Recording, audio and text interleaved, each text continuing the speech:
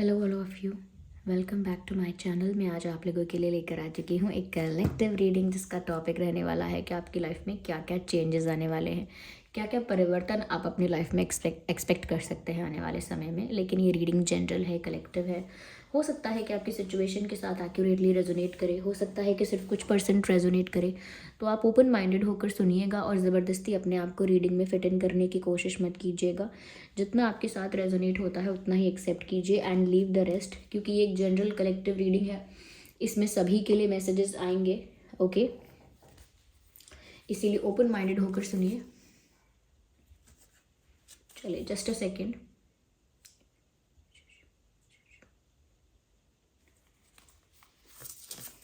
तो देखते हैं कि आपकी लाइफ में क्या परिवर्तन होने वाला है।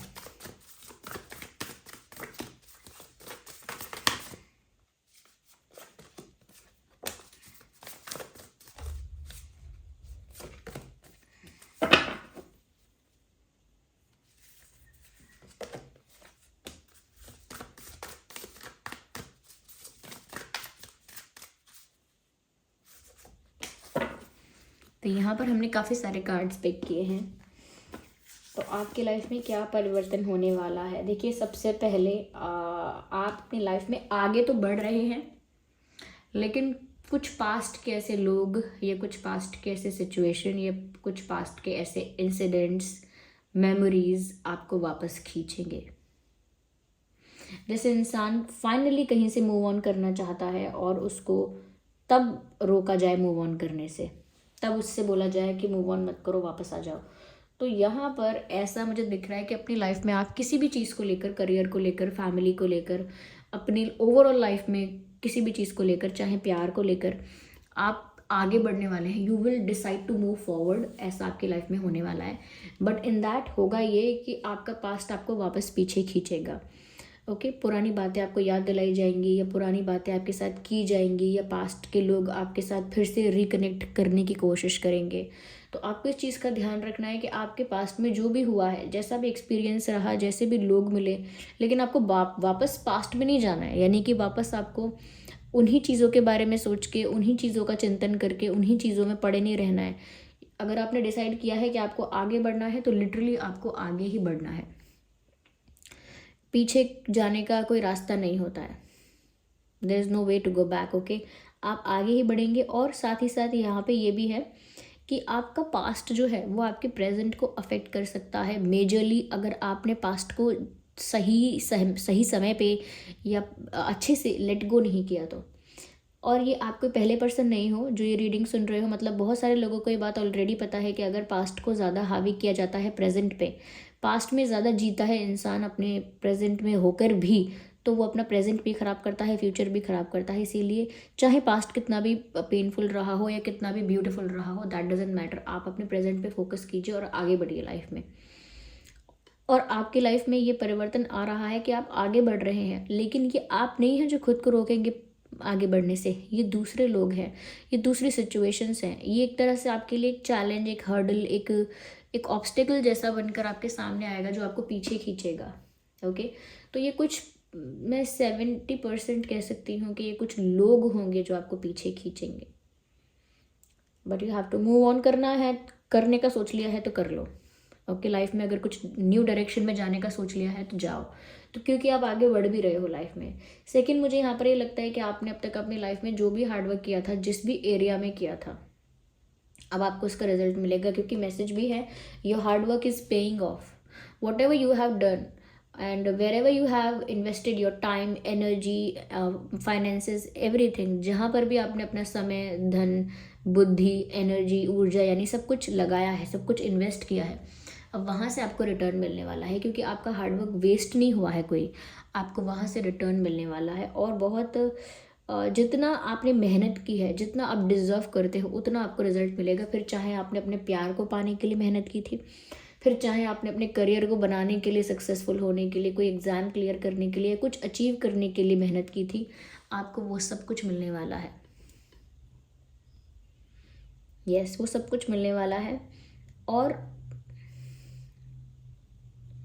मुझे लगता है कि आप उसके लिए काफ़ी ज़्यादा ग्रैटिट्यूड भी फील करेंगे, यूनिवर्स को, डिवाइन को, भगवान को बहुत धन्यवाद भी करने वाले हैं कि आपको जो भी कुछ मिलेगा उसके लिए थैंक यू करने वाले हैं, और जो भी कुछ लेसन आपको सीखने को मिला है अपने पास्ट से, उसके लिए भी आप डिवाइन को थैंक्स करने वाले हैं, ऐसा लगता है। यस, कुछ लोगों के लिए मुझे ऐसा लगता है व्यूवर्स यहाँ पे कि जैसे आप लोग ना थोड़ा सा ज़्यादा इमोशनल हो सकते हैं, और इमोशनल का मतलब सिर्फ ये नहीं है कि सिर्फ प्यार में हो जाएंगे इमोशनल या थोड़े से रोएंगे, ऐसा नहीं है।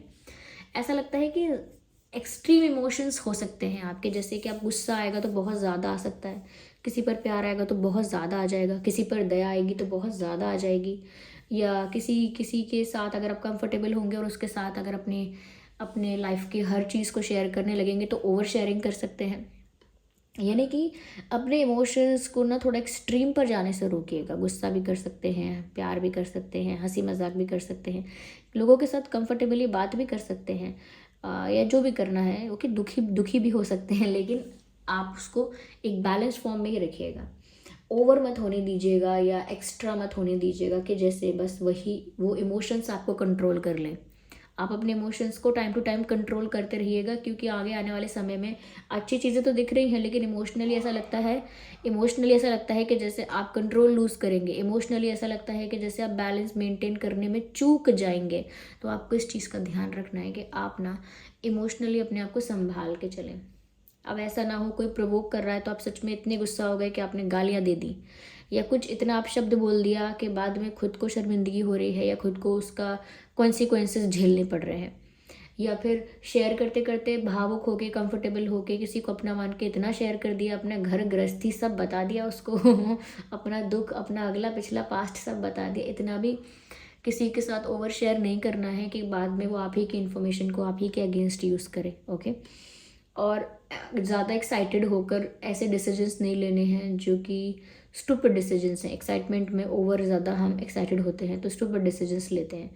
ओके, और इस तरह की बहुत सारे एग्जांपल्स हैं देने को, तो कि आप ज़्यादा रोने मत लगिएगा, ज़्यादा ही अगर आप ऐसे वल्नरेबल हो जाएंगे तो उसका कोई फ़ायदा उठा सकता है, या ज़्यादा ही अगर आप अगर किसी भी वे में कहिए तो आपको बस थोड़ा सा सब कुछ कर सकते हैं आप, लेकिन आपको बैलेंस फॉर्म में करना है, क्योंकि आगे आने वाले आपके लाइफ में जो चेंजेस आ रहे हैं, आने वाले समय में जो आपकी लाइफ में परिवर्तन आ रहा है वो कुछ ऐसा ही है कि वो इमोशनली आपको थोड़ा सा हिला देगा। पर अगर आप अंदर से प्रिपेयर रहते हैं बैलेंस मेंटेन करने के लिए तो इमोशनली इतना अफेक्ट नहीं होंगे। तो इमोशंस को कंट्रोल करके चलिए, यानी बैलेंस करके चलिए। इमोशंस को अपने ऊपर हावी मत होने दीजिए, आप कंट्रोल कीजिए, आप चार्ज लीजिए उस इमोशंस का। ओके, उन इमोशंस का। या मुझे यहाँ पर ऐसा लगता है कि थोड़ा सा ना आपने हार्डवर्क जितना ज़्यादा कर लिया है, अब आपको थोड़ा सा रिलैक्स करने की ज़रूरत है। Yes, take time to breathe out. थोड़ा सा आप शांति रखिए, थोड़ा सा रिलैक्स्ड हो जाइए। आई थिंक आप बहुत ज़्यादा भाग दौड़ कर रहे हैं, बहुत ज़्यादा स्ट्रेस ले रहे हैं, बहुत ज़्यादा पैनिक कर रहे हैं, बहुत ज़्यादा ओवर थिंकिंग कर रहे हैं। तो अब आपको थोड़ा सा रिलैक्स करने की ज़रूरत है। ओके, जिसे कहते हैं ना कि अब आपने बहुत हार्डवर्क कर लिया है, अब आप थोड़ा सा, आपको ब्रेक की ज़रूरत है। You need to sleep, you need to relax, you need to be free for some time. कुछ दिनों के लिए ज़्यादा व्यस्त मत रहिए, खाली रहिए, अपने माइंड को रिलैक्स रखिए, क्योंकि ऐसा लगता है कि जितना आप हैंडल कर सकते थे उससे ज़्यादा आपने प्रेशर लिया है। जितना जितना आप हैंडल कर सकते थे उससे ज़्यादा प्रेशर लिया है, जितना ज़्यादा आप परफॉर्म अच्छा कर सकते थे उससे ज़्यादा अच्छा परफॉर्म किया है, और अपना बेस्ट दिया है, 100% दिया है, फिर जहाँ भी दिया हो। तो उस वजह से ऐसा लगता है कि अब आपको थोड़ा रिलैक्स्ड करने की ज़रूरत है, और रिलैक्स होने की भी ज़रूरत है। ओके, जो भी मेरे अंग्रेज़ी के शब्द होते हैं उनको आप ग्रामेटिकली बिल्कुल जज मत कीजिएगा ये अंग्रेज़ी बिल्कुल यहाँ वहाँ देख कर आई है ठीक है, उसके लिए मुझे क्षमा कीजिएगा कि कौन सी लैंग्वेज बोलती है ठीक है। तो ये कुछ परिवर्तन है जो आ रहे हैं, थोड़ा कुछ चीज़ों में आपको ध्यान रखना है, और कुछ चीज़ों में इट्स ओके, इट्स फाइन, आपके साथ अच्छा ही हो रहा है, आगे बढ़ रहे हैं। तो ऐसा लगता है प्रैक्टिकली आपकी लाइफ में बहुत अच्छा होगा, लेकिन इमोशनली अगर आपने नहीं संभाला तो फिर आपको लगेगा कि मेरे साथ कुछ अच्छा नहीं हो रहा, जबकि आपके साथ अच्छा हो रहा होगा। इल्यूजन से बाहर रहिएगा, इल्यूजन में मत ट्रैप हो जाइएगा। ओके, और देखते हैं। खुशियाँ तो आ रही हैं क्योंकि आप लाइफ में आगे तो बढ़ रहे हो। देखिए वही मैसेज दोबारा आ गया है। यहाँ पर ये मैसेज था your hard work is paying off, और यहाँ पर मैसेज आ गया enjoy growth and reap rewards. तो रिवॉर्ड्स किस चीज़ के, ये ग्रोथ किस चीज़ की, और ये इन्जॉय करने के लिए क्यों कहा जा रहा है? क्योंकि व्यूअर्स जो भी आपने जितनी भी मेहनत की थी वहाँ पर आपको सच में ग्रोथ मिलेगी और रिवॉर्ड्स मिलेंगे। You will be happy, you will be appreciated and respected. आपको रिकॉग्निशन मिलने वाली है, आपको ग्रोथ मिलने वाली है, और उस ग्रोथ को आपने खुद कमाया है मेहनत करके या हार्डवर्क करके या जैसे भी, तो उसको एंजॉय करने का समय आ गया है। ओके, जैसे आपने कोई पौधा लगाया, उसको ध्यान रखा उसका बहुत ज़्यादा, वो पेड़ बन गया, उसने फल दिए हैं, तो अब आपका समय आ गया है कि आप बैठ के उस फल को आराम से खा सकें। तो वही चीज़ आप एंजॉय कीजिए। देखिए फल खा सके की बात भी, और यहाँ पर ये एप्पल भी खा रहे हैं। ऐसा लगता है कि जैसे जैसे इसी को उगाया गया है और इसको ही अब टेस्ट कर रहे हैं। तो वही अपनी मेहनत का जो फल है उसे चखिए और इन्जॉय कीजिए, क्योंकि यहाँ पर दूसरा मैसेज भी ये है कि relax relax, you are doing too much. आप ज़्यादा ही कुछ स्ट्रेस ले लेते हैं, तो आगे आपको थोड़ा रिलैक्स करने का समय मिलेगा। सब अच्छा हो रहा है, बस अगर आपने इमोशनली अपने आप को बैलेंस नहीं रखा तो ये सब आपको ख़राब दिखेगा।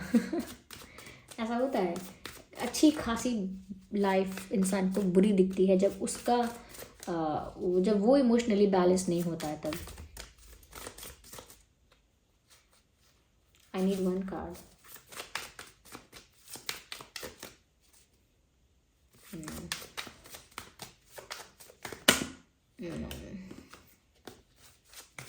Okay, I have to pick the one, I have to मुझे लगता है व्यूअर्स आगे आने वाले समय में आप काफ़ी ट्रैवल भी कर सकते हैं, ये बिजनेस के लिए या किसी स्टडी पर्पस के लिए या किसी अपने फाइनेंसेस के लिए, जॉब के लिए या करियर के लिए, अपने फैमिली की वजह से भी हो सकता है ये ट्रैवल, या किसी वेकेशन के लिए, हॉलीडे के लिए, या कहीं ऐसे ही बस किसी के पास कहीं गए हैं मिलने या घूमने। पर्पस कोई भी है, लेकिन ऐसा लगता है कि जैसे आप ट्रैवल कर रहे हैं। कुछ लोग मुझे लगता है आउट ऑफ कंट्री जा रहे हैं, कुछ लोग out of city, out of state भी जा रहे हैं। रीज़न यहाँ पर क्लियर नहीं है, लेकिन ट्रैवल नज़र आ रहा है। तो आगे आपकी लाइफ में ट्रैवल हो सकता है व्यूअर्स, ऐसा लगता है मुझे। ओके,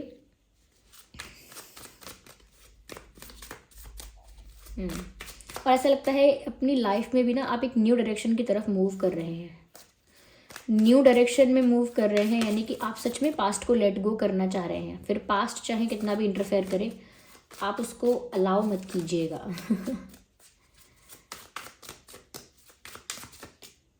चलिए ये मैसेज देखते हैं। Beautiful, see beyond the current situation, ये मैसेज है जो आपको मिलना चाहिए था। See beyond the current situation, यानी कि वर्तमान की जो परिस्थिति है उसके बियॉन्ड देखने समझने की कोशिश कीजिए। यानी कि करंटली आपकी लाइफ में जो भी चल रहा है, करंटली आपकी लाइफ में जो भी सिचुएशंस आ रही हैं, आप उसके पार देखिए, क्योंकि वो जो करंटली हो रहा है आपकी लाइफ में वो बहुत टेम्परेरी बेसिस पर है। यानी कि जो भी टेंशन आया था, जो भी स्ट्रेस आया था, जो भी इमोशनल अनस्टेबिलिटी हो रही थी, पास्ट में जो कुछ भी हो रहा था, वो इतना परमानेंट नहीं है, या वो इतना स्ट्रॉन्ग नहीं है आपकी लाइफ में वो पीरियड, या वो इतना ज़्यादा इफ़ेक्टिव नहीं है। तो आपको ना अपनी वर्तमान परिस्थिति से उठकर देखना है चीज़ों को। आज आपके पास भले ही तकलीफ़ें हैं या प्रॉब्लम है या जो भी इश्यूज़ हैं, तो यही मत सोचिए कि बस यही मेरी लाइफ है। समय बदल जाएगा, समय बदल जाएगा, ये चीज़ें बदल जाएंगी, सिचुएशन सेम नहीं रहेंगी, और आपको ये चीज़ें समझनी है पहले से ही कि भाई परिस्थिति मेरी हमेशा सेम नहीं रहेगी, बेटर हो जाएगी, इम्प्रूव्ड हो जाएगी, और मैं उस इम्प्रूव्ड सिचुएशन को ध्यान में रखकर मोटिवेटेड रहूं, ओके, एनर्जेटिक रहूं। तो वही ऐसा यहाँ पर आपको गाइड भी किया जा रहा है कि आने वाले समय आपके लिए फेवर में है, इसीलिए आप अपने आज को भी पॉजिटिव रखिए और सिर्फ आज को देखकर ही सब कुछ डिसाइड मत कीजिए, क्योंकि अभी जो हो रहा है वो परमानेंट नहीं है। ओके, या तो फ्यूचर अच्छा है व्यूअर्स आपका, यहाँ पे आगे आने वाला समय आपके लिए अच्छा है। बस थोड़ा सा आप ज़्यादा इल्यूजन में पड़ जाएंगे ना तो वो अच्छा नहीं रहेगा आपके लिए। फिर broken arrow, embrace the energy. कहीं ना कहीं व्यूअर्स ऐसा लगता है कि जिनके साथ भी अगर आपका कॉन्फ्लिक्ट है, दुश्मनी आपको लगती है, कुछ आपके हेटर्स हैं या कुछ फेक फ्रेंड्स हैं, कुछ जेलस लोग हैं, कंपेटिटर्स हैं, ऐसे कुछ भी लोग आपकी लाइफ में अगर हैं, तो उनसे आप डिस्टेंस मेंटेन कर सकते हैं, लेकिन कॉन्फ्लिक्ट अवॉइड कीजिए, आर्ग्यूमेंट अवॉइड कीजिए। ओके, ऐसे लोगों के साथ किसी भी तरह का अनबन, किसी भी तरह की बहस अवॉइड कीजिए। यहाँ पर शांति मेंटेन करना बहुत ज़रूरी है, क्योंकि अल्टीमेटली वो शांति आप ही के लिए है। ओके, तो किसी से झगड़ा करना या किसी से कोई ग्रजेस रखना किसी के लिए, इसको थोड़ा सा आप जाने दीजिए और थोड़ा पीसफुल रहने की कोशिश कीजिए। ज़्यादा से ज़्यादा पीस मेंटेन कीजिए, क्योंकि बहुत ज़रूरत है आपको इस वक्त शांतिपूर्ण तरीके से रहने की। ज़्यादा किसी पर गुस्सा नहीं होना है, ज़्यादा किसी से कोई प्रोवोक कर रहा है तो ज़्यादा रिएक्ट नहीं करना है। ओके, थोड़ा रिएक्शन कम दीजिए। और जिनसे दुश्मनी है उनसे अगर आपकी नहीं बन पाएगी तो डिस्टेंस मेंटेन कीजिए, लेकिन मेक श्योर कीजिए कि उनका आपके साथ ज़्यादा झगड़ा ना हो। या embrace the energy of peace. Okay, थोड़ी शांति बनाए रखने की कोशिश कीजिए, यह आपके लिए आगे अच्छा होगा। तो ये सब गाइडेंस है व्यूअर्स कि आपके लिए आगे ये ठीक रहेगा, अच्छा रहेगा, और साथ ही साथ आगे क्या हो सकता है यहाँ पर वो भी हमने देखा। आई होप ये रीडिंग आपके लिए हेल्पफुल और रिलेटेबल रही है। इस रीडिंग ने अगर आपको थोड़ा भी गाइड किया है तो वीडियो को लाइक ज़रूर करें। कमेंट करके बताएं कितने % रेजोनेट होती है आपकी सिचुएशन से, और कमेंट करके अपना फीडबैक ज़रूर दीजिए। आपका फीडबैक बहुत इंपॉर्टेंट है। और अगर आप नए हैं ड्रीम टैरो चैनल पर तो सब्सक्राइब ज़रूर करें, बेल आइकन को ज़रूर प्रेस करें, ताकि जब भी हम कोई वीडियो लेकर आएँ सबसे पहले वो आप तक पहुंच सके। चलिए फिर मिलते हैं अगली रीडिंग में। तब तक के लिए bye bye family, bye bye angels, love you all, bye bye, take care.